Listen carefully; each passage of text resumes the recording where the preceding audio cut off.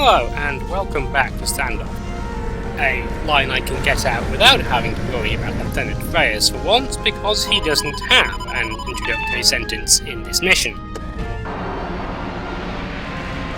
The opening head-to-head in this first combat is quite cool just to watch. I guess if we had an element of surprise and just went out the window. Look sharp, people. Just because everybody starts bunched up, so it's a real joust. For similar reasons, I had no intention of being at the front of our formation there, since that would have led to getting shot in the back repeatedly. That said, that is about all the tactics that are necessary for this particular engagement. It's 6 Krant against 3 Gladiators and 3 Rapiers. And while that's numerically even, as you just saw, a Gladiators can go head to head with a Krant without too much trouble. And a Rapier can just fly rings around. Therefore, in about 15 seconds per fighter, we took out those 6 with no losses. Now I have to wait a bit to repair my guns, but due to the magic of video editing, you guys don't. So let's head off to the jump point, where there are 2 corvettes waiting. Enter 3-7. Enemy on radar. Let's clear it out. This particular engagement's not very difficult, but it's quite annoying if you're Let's Playing and want to get a good video of an attack run on a corvette, because it's quite hard to get a decent clear run at one, as much of the enemy goes for you. I find it does anyway. So I've tried to volley some friend or foe missiles off to make things clear, and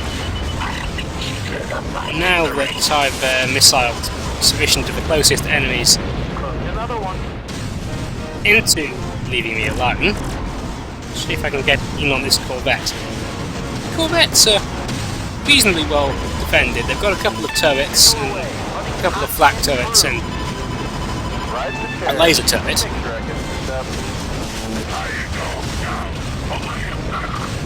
But they don't have that many hit points.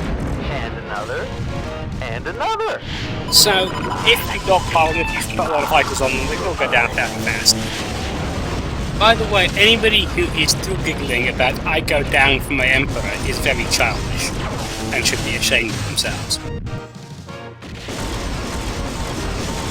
We are now mostly done with this mission. There are a few enemies left, including this Jalki heavy fighter. We've not really fought with these yet, particularly. They're not really as annoying as the Gothri, which isn't surprising, because in Wing Commander 2 the Gothri was the crappy super ship that showed up in space operations. And another. And another. Wing, regroup on me. But, still, well worth the missile that Longshot put into it. Anyway, that was the last fight of this mission, which is rather short. Clean sweep. Good job, people. C'est étrange. It's too quiet. Request clearance to land. Good work clearing that jump point, sir. You'd better land and get some rest while you can, because it looks like things might get pretty busy soon. You're cleared.